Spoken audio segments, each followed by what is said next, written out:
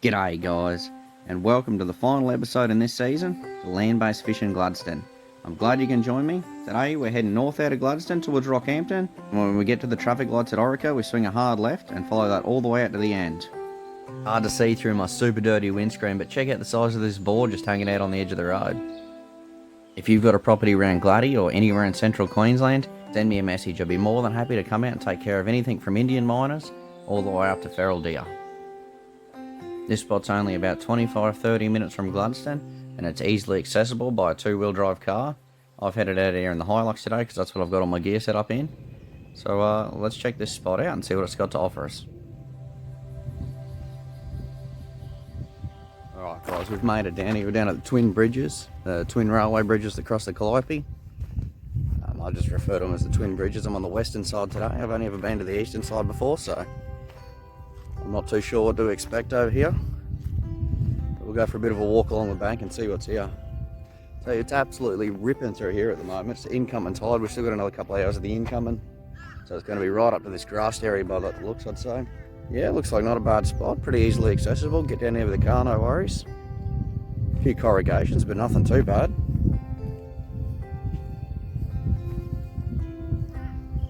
I don't really know where to fish along here. Like I said, I've not been to this side before. So what I'm looking for is somewhere if I land a fish, I can get down to get it, and also the best spot where the fish are going to be sitting. I suspect near one of the bridges, but I'm not too sure which one. So I thought this track might have been a little bit soft with the big tides coming over it, but it's really hard. It doesn't look like the tides are quite made it into this yet. So I'm just walking up here. I'll have a look on foot before we decide where we're going to drive to.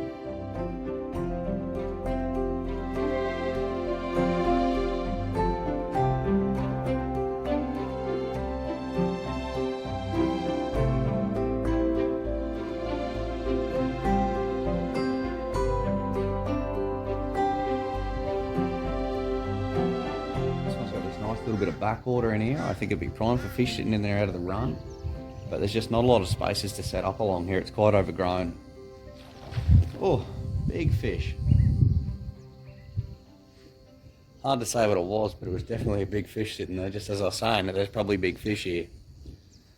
It does make me want to set up here, but the access down to the water's not as good here. I don't think I'll be able to land anything on the top of the tide, so I'm sure there'd be big fish here, and this would be the better spot to catch them.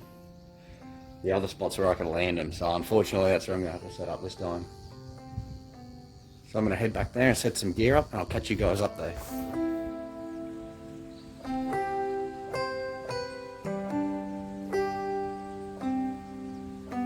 Friendly.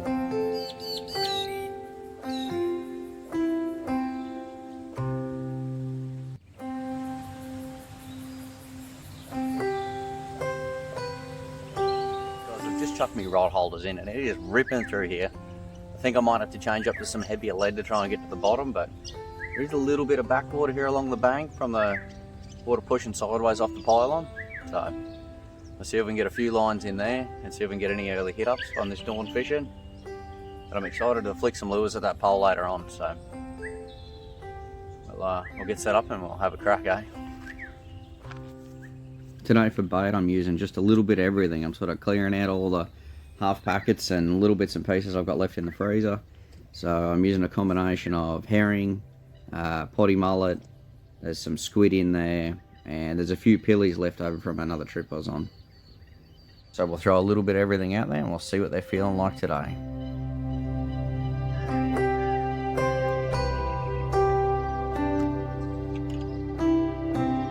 So I've got a bit of smorgasbords of bait in the water, and I'm sure something's going to be tempted, but it just isn't. This morning session's dragging out. Normally when you're fishing the dawn session, there's heaps of hit-ups early morning before that sun gets high in the sky. But it's just not happening this morning. No matter how many different baits I put in, there's just nothing seems to be eating them. The only thing there seems to be plenty of this morning is these bloody things getting around making a big racket, and I suspect scaring a few of the fish off. But I guess it's a bit of a two-way street. Without the trains and the locos roaring past, there'd be no need for these bridges, so there'd be no pylons, which we know is what attracts the fish. So take the good with the bad, and if you're coming out here, you're going to have to deal with a lot of trains, and I mean a lot.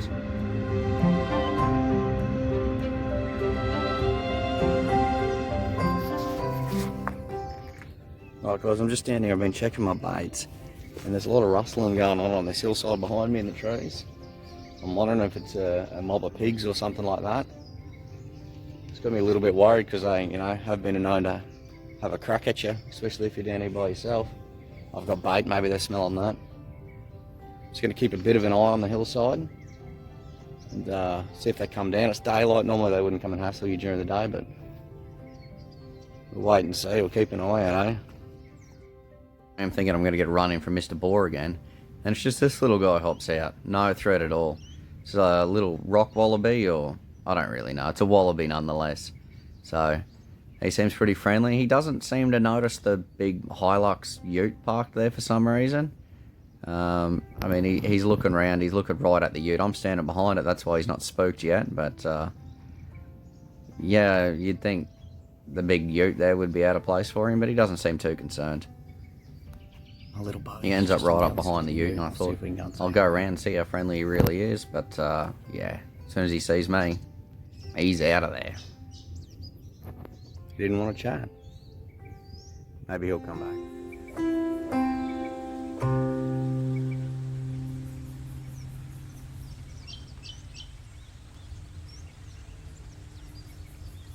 Look at this, they've eaten the whole back off this fish. Little pickers in here, I tell you, bait fish, driving me crazy, but I know there's going to be some big fish in here around these pylons, and all we can do is keep playing the game, keep feeding the little ones, and hopefully it stirs up a bit of action in the water and the big ones come along as well. Right, there's a heap of mullets swimming along the bank. I mean, I wasn't planning on throwing the net because there's just so many snags, but I'm just getting picked to death by these little bait fish stealing my bait, so I'm going to be hanging around for a while.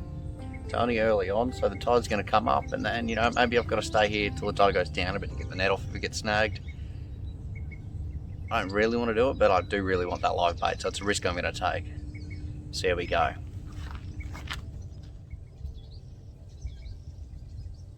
There's quite a narrow opening here between the mangroves, and I think maybe if I throw the net just right, we'll get some. But the only thing ended up in the net was a mangrove, so I'll try again. I need those bait fish. I very rarely throw a net blindly anymore. I rely on my polarized glasses to be able to see the bait fish in the water, and then I throw the net on top of them. So at this point I've thrown it twice and I've spooked everything that's around in these gaps, so I'll go for a bit of a walk and let the mullet calm down and get back into those little spots that are sitting around the mangroves. I like to go for a bit of a wander and explore the area other than just the fishing spots and the edges where you're going to fish. And the mullet are back, it's been about 10 minutes and I don't want to have to do this again, so I take it a lot slower this time. I'll wait for them to be in the right spot and throw a big pancake right over the top of them. And persistence pays off. We actually get a few bait fish this time. They're mostly herring, which you probably know don't stay alive very long, but they're better than nothing. Fresh is always best. So I'm going to rebait with a few of these and get them out there.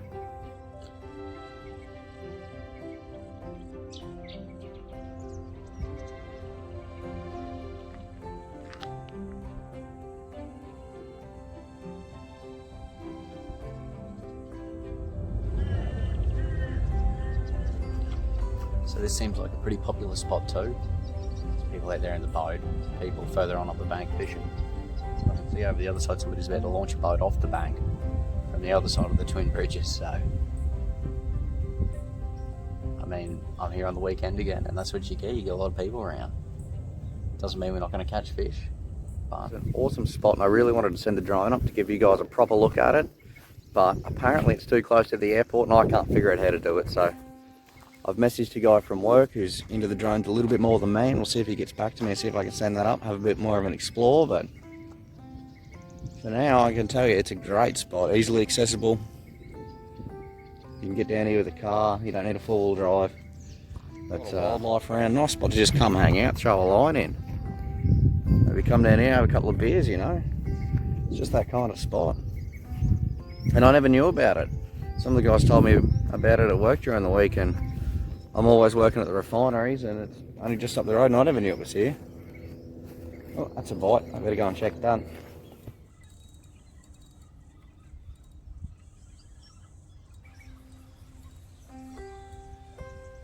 So after more hours than I'd like to admit, we're finally onto our first fish here. It's certainly no monster, but it's good to see. It's a great start, and hopefully there's a few more of them to come. There's a beautiful little grunter.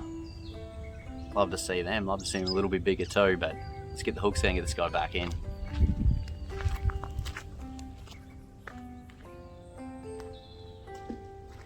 Got this little guy, an old mushy pilly, so you know they will eat anything.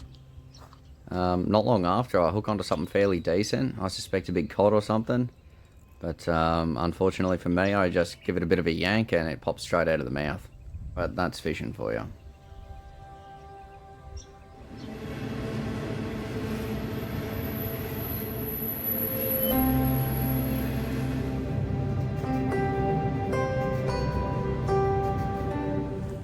Now I'm going to flick a few lures around while I'm down here, and the big rod's still in quite a mess from last time we were out. You'd think we would have untangled that so it doesn't get more tangled in the car, but you'd be wrong. So that's it, there's still a huge mess, but we're not going for distance this time. We're going for a precision in around those poles. So I've got a lighter rod. What I like to do is keep a couple of them in the car, and if you've got two pieces, they tuck up here pretty good. So you can always have a rod in the car, and I've always got my little bag in the car. So if you see my car, don't break into it and steal my stuff. So I'll get this little one rigged up. I think I'm going to go with Zurich or another little deep diver on it, and I'll flick it out around that broken off pylon. Nada.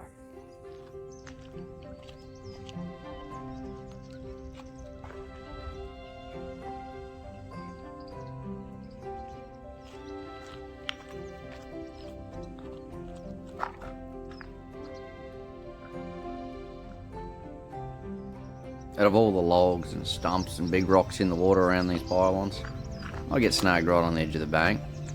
Typical. Here on the bank, the railway company or the government or whoever's commissioned this bridge has used this fibrous material to retain the banks, and it is terrible if you get a lure stuck in it, so keep an eye out for it.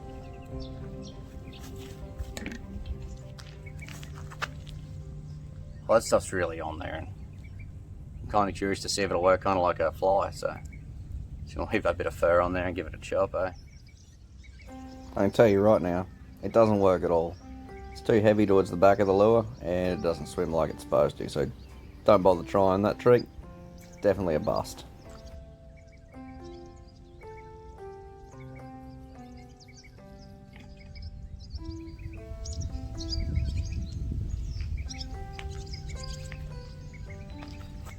Now the fishing's really quietened off. It's the top of the tide. That's probably where you're going to do your better fishing with like little chunks of dead bait. But I've chucked liveys on pretty much all the rods now, hoping for that bigger fish. So they tend not to really get back into it until the run picks up. I might go and try and catch a little bit more bait while we wait for that to happen. You got to get it while it's here, and I did only get a couple of mullet. A lot of herring, but not the good stuff. So I was just over there filming a little bits and pieces, and then I've noticed the mullet come back into that little inlet, so I'm going to grab the cast net, head down there, see if we can stock up on a bit of bait. This spot seems to be harbouring mainly a lot of herring, which are good bait, but not as good as quality mullet, which is what I'm really chasing.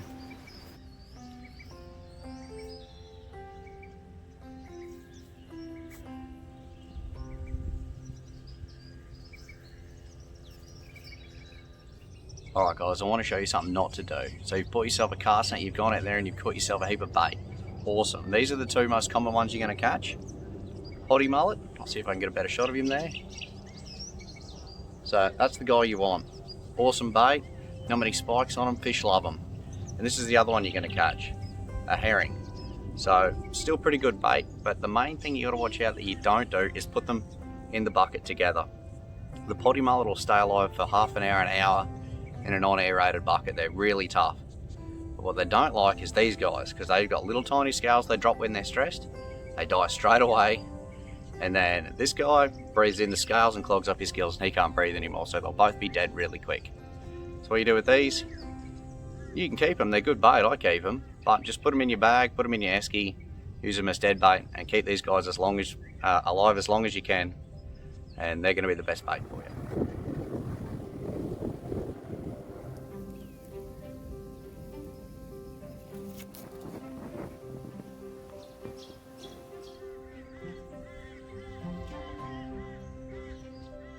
managed to get a few more hit ups, but nothing I seem to be able to set some hooks in. Plenty of eagles hanging around though, and I've tried flicking them a few fish, but they don't seem to be into it.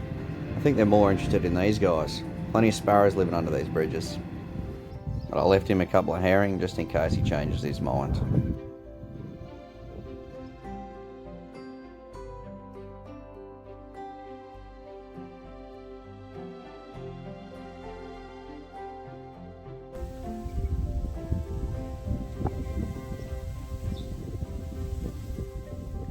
Alright guys, I think I'm going to leave the video here for now.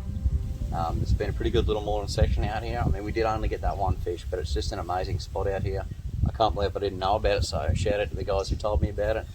Awesome job. I love hearing about these new spots, especially if you just don't mind me sharing them with everybody else. So, no, it's been a really good spot. Definitely somewhere I'd recommend. I'll be coming back. We're bringing the kids down, heaps for them to run around and see and do down here. Big grassed area, awesome spot. So guys, that is episode 8 for season 2 of Land-Based Fishing Gladstone. So that's the last episode of the season. I only do 8 every season, so you still send me spots. If you want me to go and check out a spot, I'll definitely go and check it out. I might make a different video, a shorter one, or if you've got something else you think I should be doing, or going and checking it out, I mean, I'm all ears. Find me on Facebook and Instagram, or you can leave a comment on this video if you want. I read them all. I just want to take the opportunity to say thanks for everyone who supported me on this. It's been a good little adventure. I still want to keep making content, but it's just the end of this series for now. I might do another one yet, but we'll have to wait and see. I need to find 8 more spots, really, don't I? So I've got a few other things planned, so if you like what I get up to and coming along with me on the journey, subscribe to the channel, because we're still going to be putting out content. It's just not going to be any more Land-Based Fishing Gladstone right now, just for a heads up. But I just want to take the opportunity to thank you for supporting me so far. It's been an awesome journey to come on with you, and a lot of these spots I didn't know about, so I'm going to pull in some of these lines and have a bit of a flick with the lure around that pylon. So I'll catch you on the next video. Cheers guys.